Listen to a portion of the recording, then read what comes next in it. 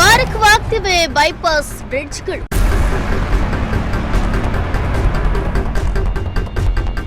ಬ್ರಿಡ್ಜ್ನಲ್ಲಿ ಬೆಳೆದು ನಿಂತಿವೆ ಗಿಡ ಮರಗಳು.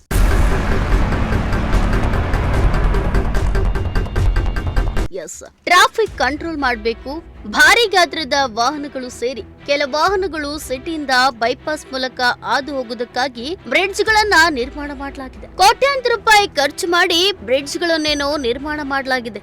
ಆದ್ರೆ ಸರಿಯಾದ ನಿರ್ವಹಣೆ ಇಲ್ಲದೆ ಬ್ರಿಡ್ಜ್ಗಳು ಹಾಳಾಗ್ತಾ ಇದ್ದು ಸವಾರರಿಗೆ ಕಂಟಕ ತರುವಂತಾಗಿದೆ.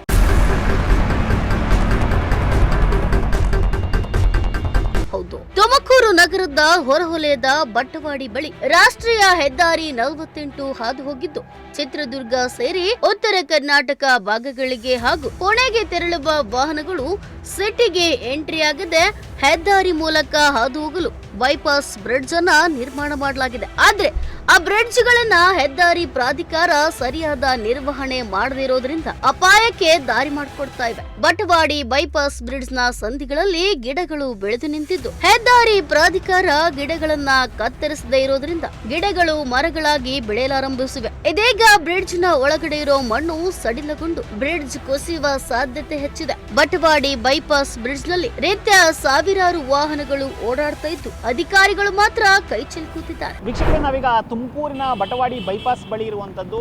ತುಮಕೂರಿಂದ ಬೆಂಗಳೂರಿಗೆ ಸಂಪರ್ಕ ಹೊಂದುವಂತಹ ರಸ್ತೆ. ತುಮಕೂರು ನಗರದಿಂದ ಯಾರೇ ಕೂಡ ಬೆಂಗಳೂರು ಹೈವೇಗೆ ಅಟ್ಯಾಚ್ ಆಗಬೇಕು ಅಂತಂದ್ರೆ ಈ ಬೈಪಾಸ್ ಇಂದಲೇ ಹೋಗಬೇಕು. ಬೇರೆ ಕಡೆ ಪುಣೆಯಿಂದ ಬರುವಂತ ವೆಹಿಕಲ್ಗಳು ಯಾವಾದ್ರೂ ಕೂಡ ಬೆಂಗಳೂರಿಗೆ ಹೋಗಬೇಕು ಅಂದ್ರೆ ಇದೇ ಹೆದ್ದಾರಿಯ ಮೂಲಕ ಹೋಗಬೇಕು. NH48 ಹೆದ್ದಾರಿಯಲ್ಲಿರುವಂಥದ್ದು. ನಾವು ಈ ಹೆದ್ದಾರಿಯ ದುಸ್ಥಿತಿ ಯಾವ ರೀತಿ ಇದೆ ಅಂತಂದ್ರೆ ಎಲ್ಲ ಒಂದು ಕಡೆ ಹೆದ್ದಾರಿಯ ಬ್ರಿಡ್ಜ್ಗಳೆಲ್ಲವೂ ಕೂಡ ಶಿಥಿಲಾವಸ್ಥೆಯನ್ನು ತಲುಪ್ತಾ ಇದ್ದಾವೆ. ದೃಶ್ಯಗಳಲ್ಲಿ ನೀವೇ ನೋಡ್ತಾ ಹೋಗ್ಬೋದು. ಆ ಬ್ರಿಡ್ಜ್ಗಳ ದುಸ್ಥಿತಿ ಯಾವ ರೀತಿ ಇದೆ ಅಂತಂದ್ರೆ ಶಿಥಿಲಾವಸ್ಥೆಯನ್ನು ತಲುಪ್ತಾ ಹೋಗ್ತಾ ಇದ್ದಾವೆ. ಅದರಲ್ಲೂ ಕೂಡ ಮರ ಗಿಡಗಳೆಲ್ಲವೂ ಕೂಡ ಬೆಳೆದುಕೊಂಡು ಆ ಬ್ರಿಡ್ಜಿನ ಒಳಗಡೆಯೇ ಬೇರು ಬಿಡ್ತಾ ಇರುವಂಥದ್ದು. ಆ ಬೇರು ಬಿಡ್ತಾ ಇರೋದ್ರಿಂದ ಮುಂದಿನ ದಿನಗಳಲ್ಲಿ ಇದು ತುಂಬ ದೊಡ್ಡ ಸಮಸ್ಯೆ ಆಗಬಹುದು. ಆ ಗಿಡಗಳು ಬೇರು ಬಿಡುವುದರಿಂದ ಆ ಮಣ್ಣು ಸಡಿಲವಾಗಬಹುದು. ಮುಂದಿನ ದಿನಗಳಲ್ಲಿ ಬ್ರಿಡ್ಜು ಶಿಥಿಲಾವಸ್ಥೆಯನ್ನು ತಲುಪಬಹುದು.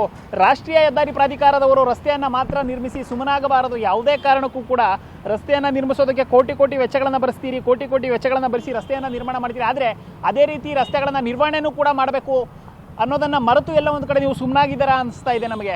ನೀವೇ ನೋಡ್ತಾ ಹೋಗ್ಬೋದು ದೃಶ್ಯಗಳಲ್ಲಿ. ಚಿಕ್ಕ ಗಿಡಗಳಿದ್ದಾಗಲೇ ಅವನ್ನೆಲ್ಲವನ್ನು ಕೂಡ ತೆಗೆದಿದ್ರೆ ಈಗ ಅವು ದೊಡ್ಡ ಹೆಮ್ಮರವಾಗಿ ಬೆಳೀತಾ ಇರಲಿಲ್ಲ, ಬೇರನ್ನ ಬಿಡ್ತಾ ಇರಲಿಲ್ಲ, ಮಣ್ಣು ಸಡಿಲ ಆಗ್ತಾ ಇರಲಿಲ್ಲ, ಬ್ರಿಡ್ಜು ಯಾವುದೇ ರೀತಿಯ ಶಿಥಿಲಾವಸ್ಥೆಯನ್ನು ತಲುಪುತ್ತಾ ಇರಲಿಲ್ಲ.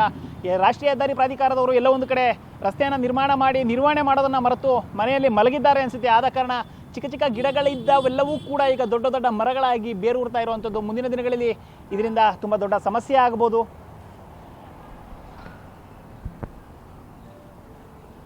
ಇನ್ನು ಬಟವಾಡಿ ಬೈಪಾಸ್ ಬ್ರಿಡ್ಜ್ ಮಾತ್ರವಲ್ಲದೆ ನಗರದ ಹಲವು ಬೈಪಾಸ್ ಬ್ರಿಡ್ಜ್ಗಳ ಅವಸ್ಥೆ ಇದೇ ಆಗಿದೆ. ರಾಷ್ಟ್ರೀಯ ಪ್ರಾಧಿಕಾರ ಹೆದ್ದಾರಿ ಕೋಟ್ಯಾಂತರ ರೂಪಾಯಿಯನ್ನ ಖರ್ಚು ಮಾಡಿ ಹೆದ್ದಾರಿಯನ್ನ ನಿರ್ಮಾಣ ಮಾಡಿದೆ.